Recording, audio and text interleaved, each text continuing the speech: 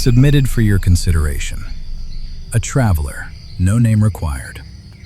He has come to a place that does not appear on the maps he trusts, and would not believe what was written there, even if it did. Before him rises something that should not exist. A mountain, if you can call it that, with walls like the edge of the world. Straight up. No slope, no invitation, just rock and cloud, and the particular silence of a place that has been waiting for a very long time. He doesn't know yet what lives up there, but something does indeed live there. Something that looks, at first glance, like the world he left behind. And that is precisely the problem. There are places on this earth that do not want to be reached. Not dangerous in the way a storm is dangerous, not hostile in the way a desert is hostile. Simply removed. These are the Tepui Mountains of northern South America.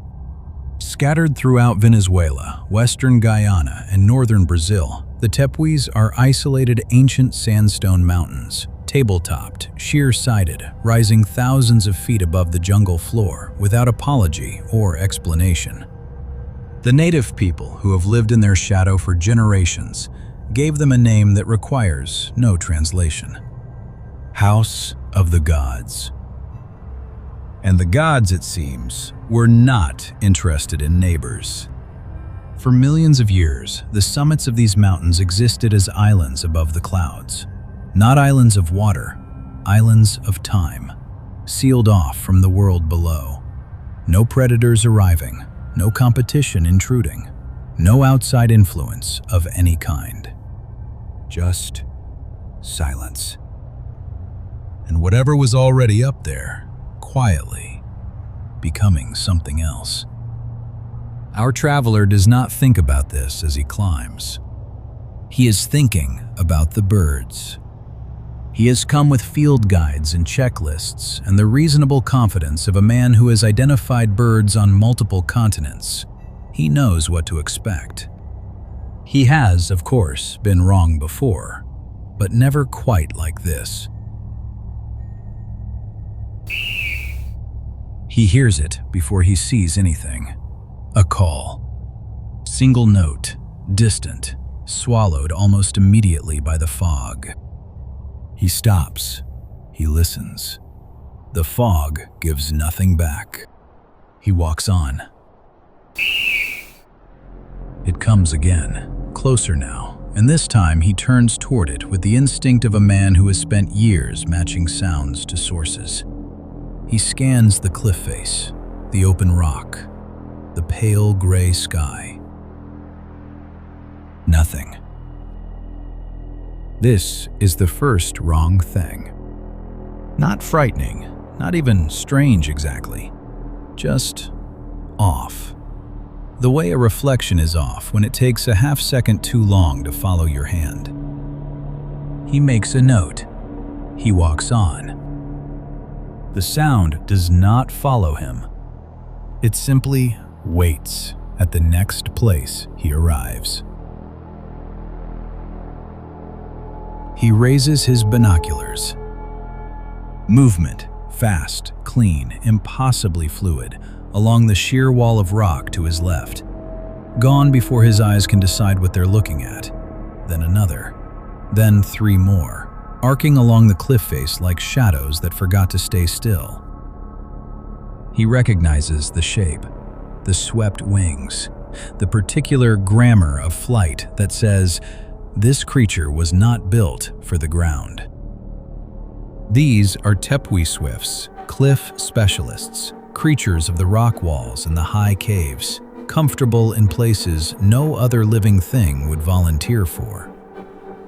He knows the family. He has seen swifts before.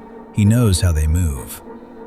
And yet, there's something wrong with the way these ones fly. Not wrong like injured. Not wrong like lost. Wrong like a word in a language you almost speak, familiar enough to follow, strange enough to unsettle. The Tepui Swift doesn't just fly high. It lives in a world where the ground itself drops thousands of feet beneath it. They sweep past him along the cliff, not fleeing, not approaching, simply existing at a distance that never changes no matter how he repositions himself. Close enough to study, just far enough to escape understanding. He follows them with the binoculars for a long time. They do not acknowledge him. They do not need to. This is their cliff, their air, their mountain. He is the anomaly here. He is the thing that does not quite belong. The light fails quickly up here. One moment the rock is pale and visible. The next, the fog has absorbed the remaining daylight so gradually you can't say when it happened. The traveler makes his camp. He eats. He listens to the wind work its way around the stones. And then, a call. Low, hollow, close. He turns on his lamp, sweeps it across the rock. Nothing. He's certain the sound came from directly ahead. He walks toward it. 10 steps. 20. The call repeats, now behind him. He turns. The rock is empty. This is the Roraiman Nightjar. He knows nightjars. He has found them before, roosting in leaf litter and bark. Their camouflage remarkable, but finite, a matter of patience and the right angle of light. He knows that if you look long enough, the pattern resolves. The eye eventually finds the shape inside the shape. He looks long enough. The pattern does not resolve. Because this nightjar doesn't hide in bark or leaf litter. It lives here, on open, exposed highland rock, in the cold fog, in the conspicuous nothing of the Tepui summit. There are no trees to press against, no shadows deep enough to disappear into. And yet, it disappears. He stands very still. He breathes slowly. He begins to understand that the nightjar's call is not a mistake, not a slip of concealment. The call is deliberate.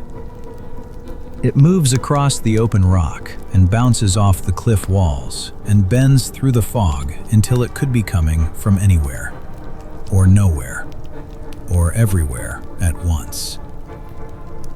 It's not hiding from him, it's redirecting him, pointing him somewhere he is not. He turns off the lamp. He stands in the dark for a long time. Somewhere, very close, he is almost certain something is looking back at him without being seen. Morning comes slowly here. The fog shifts from darkness to gray to a pale, sourceless light that seems to come from everywhere and cast no shadows. The traveler sits on a flat stone with his notes. He reviews them. He is a rational man. He organizes what he has seen into categories: flight behavior, call patterns, camouflage. He does not notice the shape beside him for a very long time.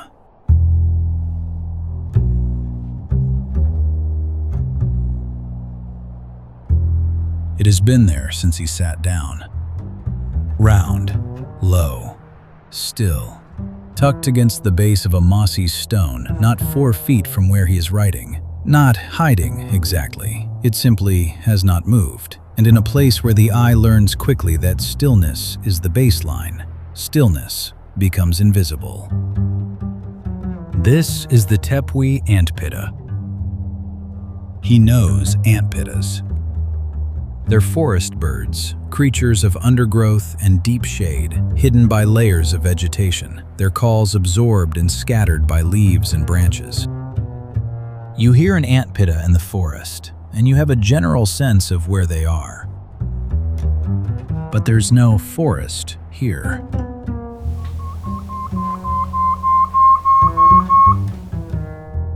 This antpitta's call goes out across open rock. It bounces off hard surfaces. It travels through fog. It loses its edges, its direction, its origin, and returns to you from every angle simultaneously, as if the mountain itself is speaking in a voice that borrowed the shape of a bird. He looks at it. It looks at him. Neither of them moves. And in that stillness, he understands, not as a thought, but as a feeling, that this bird is not the version of this bird that exists in his field guides. It's something that started from the same place and then went somewhere else, for a very long time, in a very enclosed space, without anything to measure itself against. It is familiar, and it is not. And the distance between those two things is exactly the width of the thing he cannot name. The traveler will come back down. He will file his notes. He will update his checklist. He will describe what he saw in the careful, responsible language of a man committed to accuracy. He will not mention the feeling. Not because he's embarrassed by it, but because he has not yet found the words for it. That specific unease of encountering something that resembles the world you know without belonging to it. Something that uses the right shapes, the right sounds, the right silences, and yet in some way you cannot locate or measure or prove, is operating by a different set of rules entirely. The tepuis are still up there. The birds are still up there. Still flying along cliffs you can't reach. Still calling from directions that don't exist. Still sitting beside travelers who don't notice them for a very long time. They're not waiting to be understood. They were here before understanding arrived. They'll be here long after it leaves. Some places do not belong to us. Some things were shaped by time we were not part of. And sometimes, if you climb high enough, you find yourself standing in a world that looks almost like yours, right up until it doesn't.